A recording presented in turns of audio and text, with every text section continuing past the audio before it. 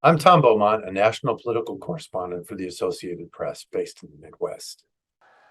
I entered the fall campaign season with a question: what changed over the summer? And to find out whether there was anything to the sense that Democrats were picking up some momentum. What I came away with was two major shifts, both involving independent voters, and I decided to focus my reporting in Wisconsin. The reason I focused on Columbia County is because it's a county in transition. It's at the edge of the state's second largest metropolitan area, Madison, Wisconsin, and it is becoming more politically diverse. It's a collection of small towns with pockets of progressive voters, but surrounded by more conservative rural areas. I talked to an independent voter there whose main concern was the overturning of Roe versus Wade and the impact that that would have on women's rights. And that's driving her decision to vote Democrat this fall.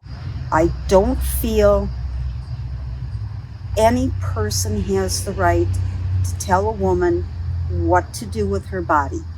Even if it goes against their religious beliefs, they have no right to impose that upon a woman. The second, and perhaps more important, shift that I noticed involved independent voters who early in the year went looking for answers on the economy, and they looked toward Republicans.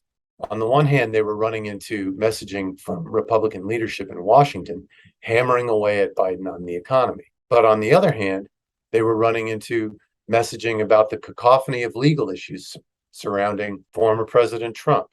I don't want the polarized parties the way they are. I don't like a Republican is not Republican of 20 years ago. One of the reasons these findings are so potentially revealing is because Senator Ron Johnson, the Republican seeking re-election in Wisconsin, is the most vulnerable Republican in the Senate. Whether Republicans can take the majority in the Senate depends in large part on how Johnson does among Republican voters in Wisconsin. It also tells us how influential independent voters will likely be in the November midterms.